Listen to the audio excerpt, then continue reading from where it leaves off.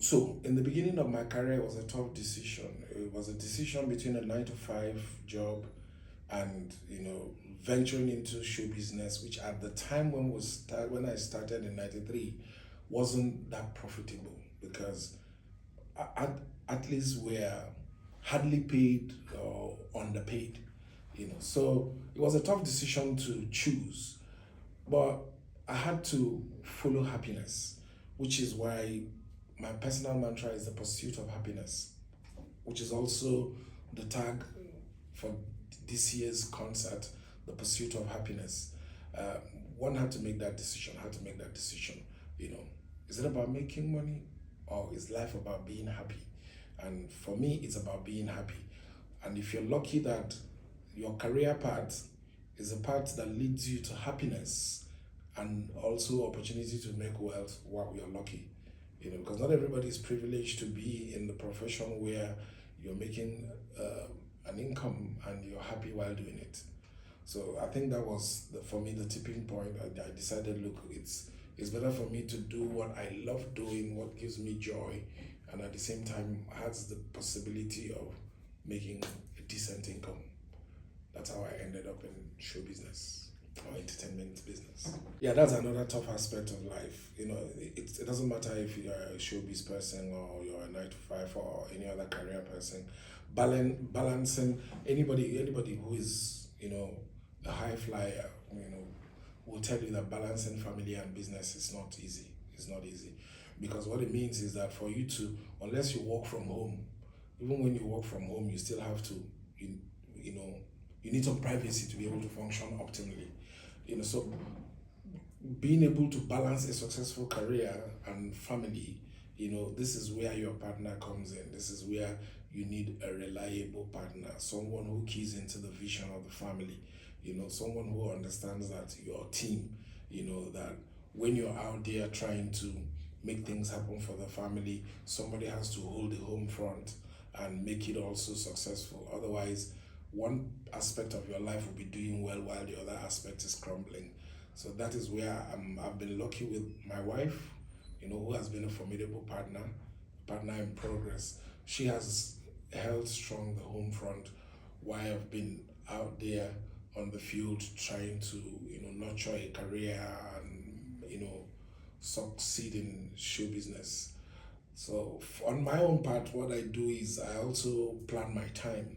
So there are certain times of the year when I take a break to go spend it with family and I log out from working. Yes, during those periods, you make little or no income, but I focus 100% then on family matters.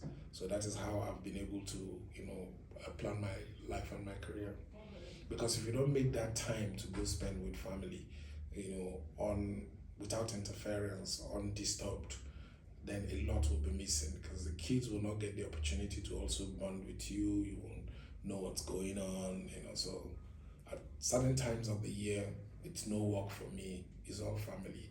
But at other times, it's all work, and my wife and partner helps put the family together. And thanks to technology, we constantly are in touch. You know, these days we have avenues and platforms for you to in real time interact with your family, videos, phones, texts, all that.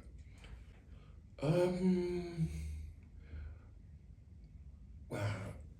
Yeah, they all pay, but at certain times, I would say the comedy business and event hosting in Nigeria, at least for now, pays more than acting.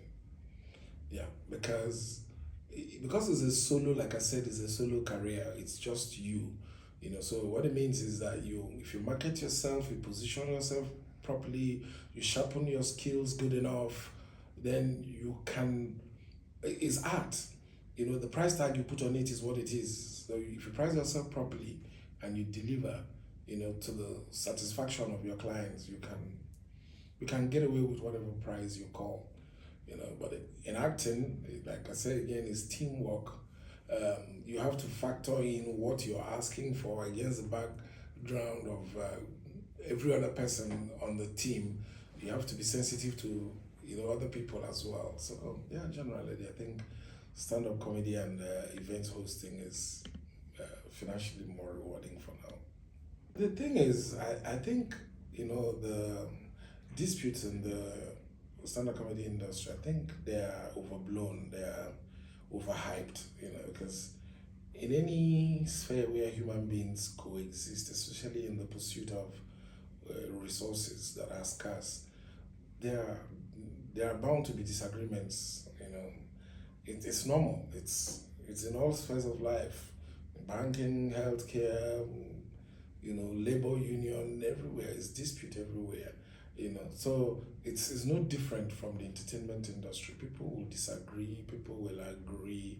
The fact that these are celebrities who cannot hide from public scrutiny does not mean theirs is different. In the business of journalism, there are people who don't agree. Who is mediating? So the thing is, but for my colleagues, because one aspect of dispute resolution is that those who are in dispute has to have to seek an arbiter, or you know bring it to the attention of someone to say, okay, we're having issues, and we want it resolved.